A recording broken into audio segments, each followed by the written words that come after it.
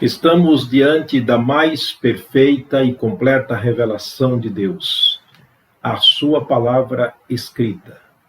Paulo escrevendo a Timóteo, no capítulo 1, versículo 15, ele disse: fiel e digna de toda aceitação é esta palavra. Portanto, não tenho dúvida de afirmar aqui e reafirmar que a palavra de Deus, escrita para nós, é a mais perfeita, a mais segura e confiável revelação de Deus. Nós aprendemos em Lucas capítulo 16, versículos 19 a 31, grandes e valiosas lições ensinadas pelo próprio Jesus.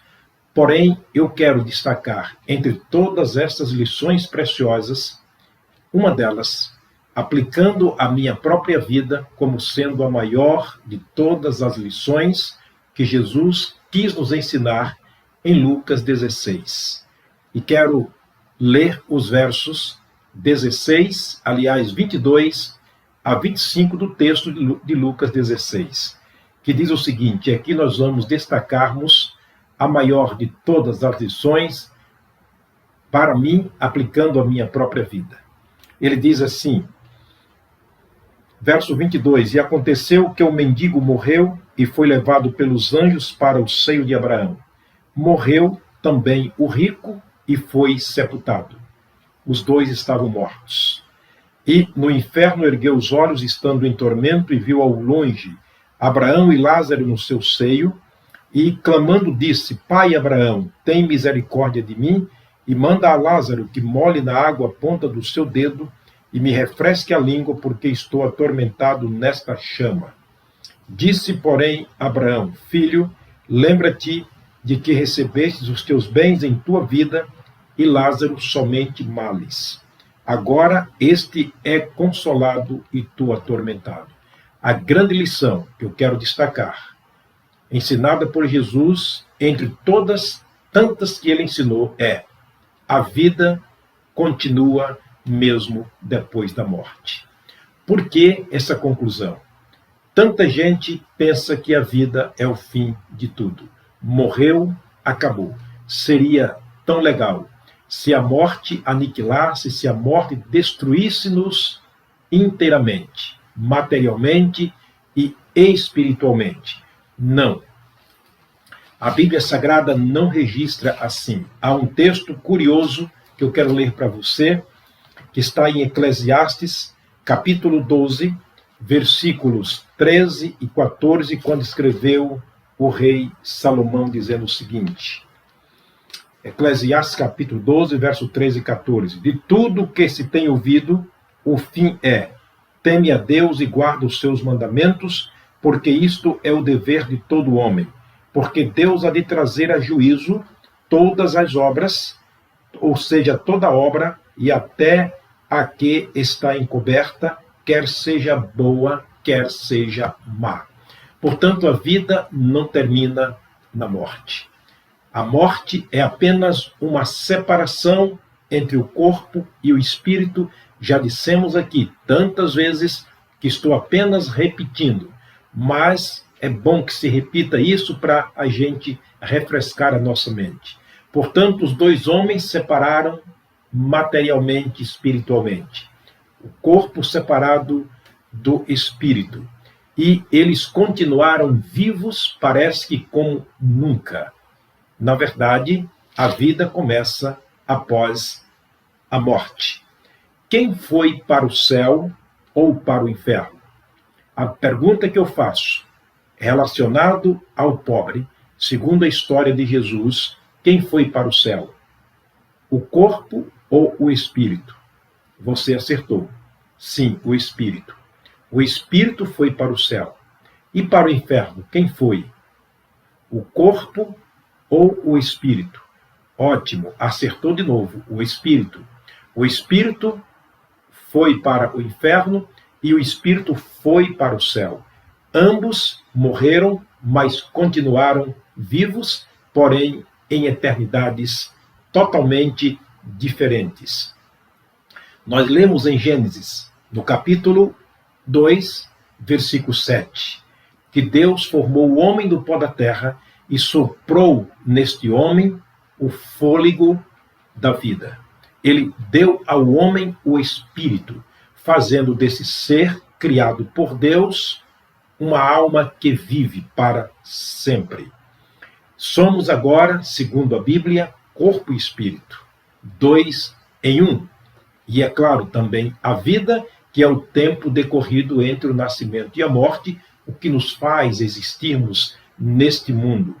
Lemos em 1 Coríntios, no capítulo 15, versículo 50, Paulo dizendo o seguinte: eis aqui vos digo que carne e sangue não podem herdar o reino de Deus. Mais uma vez, a Bíblia está nos afirmando de maneira categórica que carne e sangue não vão para o céu ou para o inferno. É o Espírito quem vai. Portanto, acertaram aqueles que disseram que quem foi para o céu ou para o inferno foi o Espírito e não a carne, porque ambos ficarão na terra após a morte. Veja o que Paulo escreveu no capítulo 3, versículo 10, a razão por que carne e sangue não pode herdar o reino de Deus. Capítulo 3, verso 10 de Romanos, ele diz o seguinte: como está escrito, não há justo nenhum sequer, não há um justo nenhum sequer. Verso 11, não há ninguém que entenda, não há ninguém que busque a Deus. Verso 12, todos se extraviaram e juntamente se fizeram inúteis. Não há quem faça o bem, não há um só sequer. O verso 13, ele diz, a sua garganta é um sepulcro aberto, com a sua língua tratam enganosamente, peçonha de cobra venenosa está debaixo dos seus lábios, cuja boca está cheia de amargura e maldição. Os seus pés são ligeiros para derramar sangue, em seus caminhos há destruição e miséria, até o verso 16. Portanto, o que Paulo está dizendo, tudo isso está na carne, e isso não pode agradar a Deus, e não pode ir para os céus, não pode herdar o reino de Deus. Muito claro o texto. Quando lemos também em Gálatas, no capítulo 5, Paulo escreveu sobre as obras da carne, a carne que não pode herdar o reino de Deus.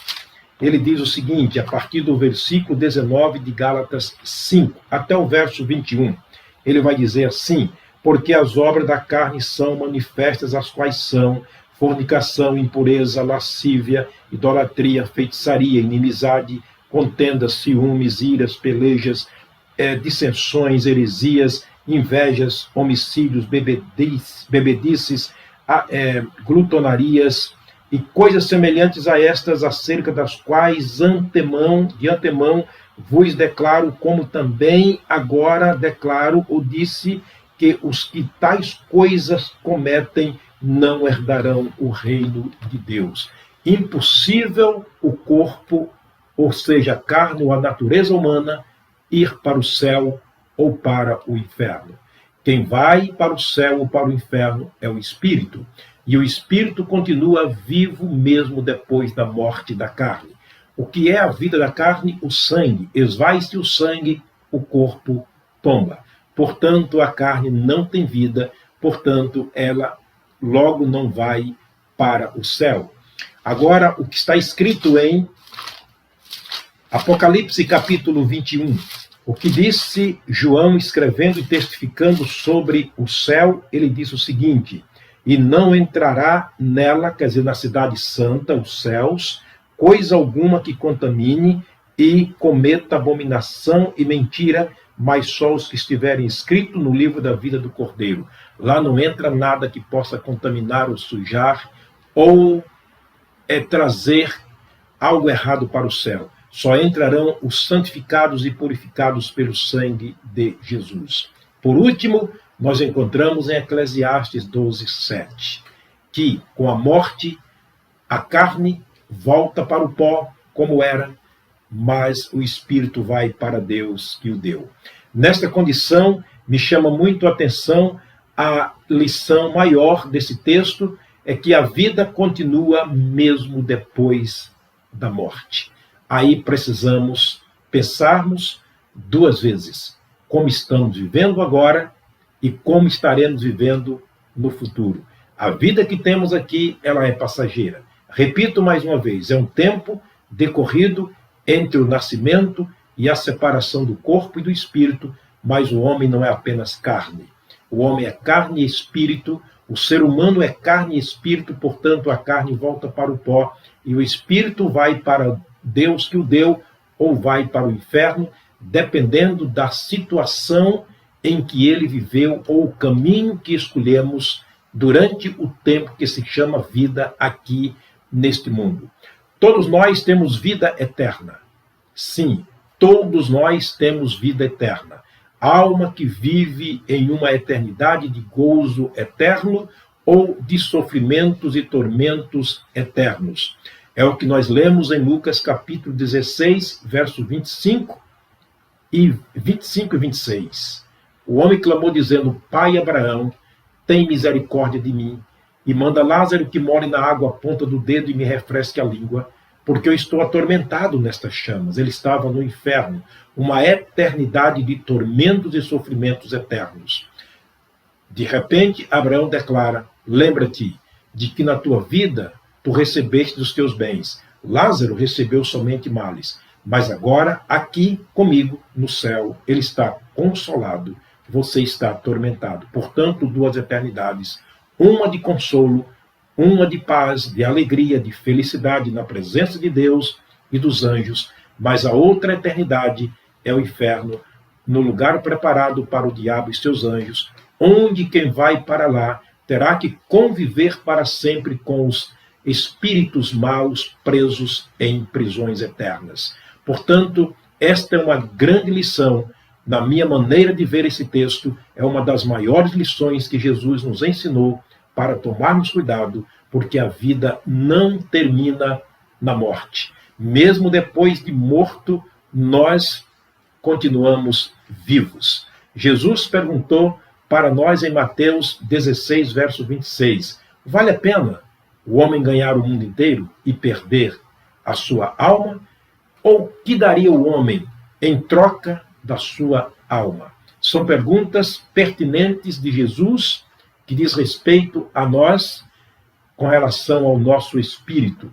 Deus faz a opção, nós fazemos a escolha. Olha a opção que Deus faz para nós.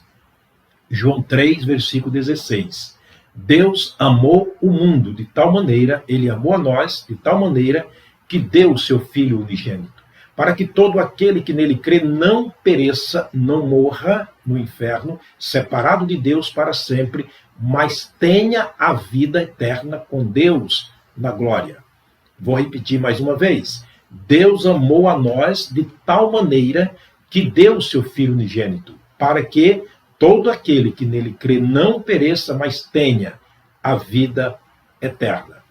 O versículo 18 ele diz: aquele que crê no Filho não será condenado, mas aquele que não crê no Filho já está condenado. O que Deus está fazendo aqui é uma opção. Ele está fazendo um oferecimento para nós. Quero ler um texto mais claro do que este ainda, sobre a opção que Deus faz a nós, que está escrito no Pentateuco, inclusive no livro de Deuteronômio, no capítulo 30, o versículo é o 19. Olha o que Deus disse para nós. Os céus e a terra tomo hoje por testemunhas contra vós, de que te tenho proposto a vida e a morte, a bênção e a maldição. E ele termina nos aconselhando: escolhe, pois, a vida, para que vivas tu e a tua casa. Deus é tão glorioso, Deus é tão maravilhoso, que além de fazer a opção, ele nos ensina qual a melhor opção. O inferno e os céus estão perante Deus, e ele faz uma opção para nós. Eu coloco diante de vocês a vida e a morte, a permanência no céu ou no inferno. Coloco diante de vocês o céu e o inferno. Escolhe, pois, a vida, escolhe, pois, os céus, para que viva você e a sua família. Esta é a perfeita vontade de Deus para a nossa vida. É que ninguém se perca, mas que todos cheguem ao pleno conhecimento da verdade. e assim que daqui partirmos, irmos para ele e vivermos com ele eternamente. Nós temos alguns exemplos de pessoas que escolheram a opção os céus. E essas pessoas estão registrados seus nomes na Bíblia Sagrada. Josué foi um desses homens que escolheu servir a Deus. Ele e a sua família foram para o céu depois que morreram. Josué, no capítulo 1, aliás, no capítulo 24, melhor dizendo, Josué capítulo 24, olha o versículo 15, como ele diz para nós. Porém, se vos parecer mal aos vossos olhos, servi ao Senhor, ou escolher ao Senhor, disse Josué, escolhei hoje a quem servais, se aos deuses a quem serviram vossos pais, que estavam além do deserto ou do rio, ou aos deuses dos amorreus, em cuja terra habitais. Porém, eu e a minha casa serviremos ao Senhor. Esta foi a opção, ou seja, a escolha diante da opção de Deus por parte de Josué. Se vocês quiserem servir as tradições dos vossos pais, a religião dos vossos pais, os deuses que os vossos pais serviram no passado, sirvam. Eu e a minha casa vamos escolher o Senhor. Estamos escolhendo servir a Deus para vivermos eternamente com Ele na eternidade. A segunda pessoa que temos na Bíblia foi uma vendedora de púrpura chamada Lídia, na cidade de Tiatira. Está registrado em Atos, no capítulo 16, verso 14 e 15. Ela, ouvindo Paulo pregar, Deus abriu-lhe o coração, ela entendeu a palavra e ela e a sua casa foi batizada e serviram ao Senhor durante a vida que aqui viveram. Ao partir daqui, foram diretamente para o céu. A segunda pessoa é o carcereiro de Filipos. A Bíblia não registra o seu nome, apenas a sua função, o seu cargo. Era carcereiro lá no cárcere em Filipo, na cidade de Filipos, onde Paulo fora preso juntamente com Silas. Ele, ouvindo esses dois homens, o testemunho dos dois homens, ele disse, o que devo fazer para me salvar? Paulo imediatamente disse no verso 30 do capítulo 16 de Lucas, aliás, de Atos, crê no Senhor Jesus e você será salvo e a sua casa. O que Paulo estava dizendo, escolha Jesus, faça a opção por Jesus, e você e a sua casa serão salvos. E até o verso 33 está a resposta daquele homem. Ele abriu seu coração, ele creu em Deus, escolheu Jesus, levou Paulo para a sua casa, Paulo prega para a sua família aquela mesma palavra, a sua casa recebe Jesus como Salvador, agora uma família salva, uma família cristã, unida no Senhor, escolhendo ao Senhor Jesus, foram para os céus.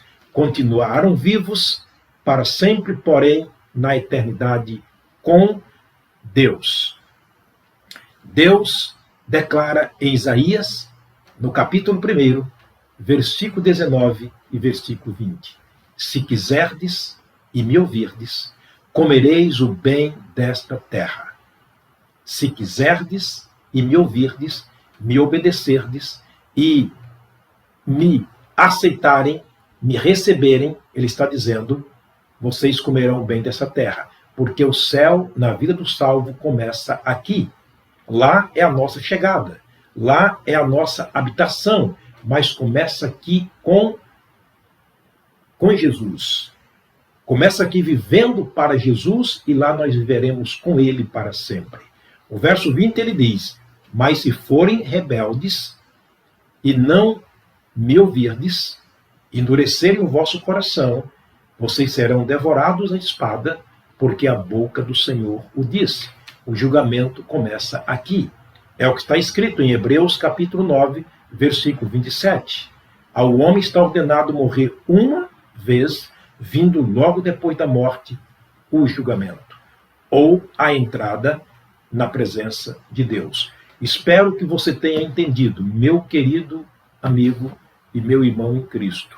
Esta, para mim, é uma das maiores lições que Jesus quis nos ensinar neste capítulo 16 de Lucas, entre tantas lições maravilhosas, ensinadoras, educadoras que ele nos ensinou. A vida continua mesmo depois da morte. Deus faz a opção, eu e você fazemos a escolha. E o nosso destino, ele é selado aqui, enquanto vida. Nada depois da morte. Não adianta missa, não adianta reza, não adianta culto, não adianta oração, não adianta pregação da palavra de Deus. O nosso destino está selado quando daqui partirmos e tem que ser determinado aqui, agora, durante a nossa vida. Você está avisado. Espero que eu tenha sido muito claro, porque a palavra de Deus é a maior, a mais segura, a mais confiável revelação dele aos nossos corações. Eu quero terminar orando. Pai, muito obrigado, meu Deus, pela graça, pela misericórdia. Muito obrigado por continuarmos aqui diante do Senhor e da tua santa e bendita palavra. Essa palavra é inerrante, Senhor. Obrigado, Deus, porque os céus podem passar e tudo pode passar, a terra e tudo que nela há, mas a tua palavra não passará. Ela há de se cumprir assim como o Senhor dissera. Portanto, Deus, que neste momento haja corações abrindo para o Senhor, recebendo como Senhor e Salvador, e que a palavra de João, capítulo 3, versículo 16, esteja se cumprindo agora, recebendo vida eterna no Senhor. Que famílias estejam se convertendo, escolhendo o Senhor Jesus. Deus, nós oramos com gratidão por aqueles que nos assistem. Derrama a tua graça sobre suas vidas, abrindo suas mentes, seus corações para compreenderem a tua palavra, receberem Jesus como Salvador. Esta é minha oração no nome de Jesus. Amém. Muito obrigado, um forte abraço, fique com Deus, viva para Deus e morra com Cristo e viva com Ele na eternidade. Essa é a vontade de Deus, com certeza absoluta. Deus te abençoe por mais uma vez me assistir. Muito obrigado. Até a próxima mensagem.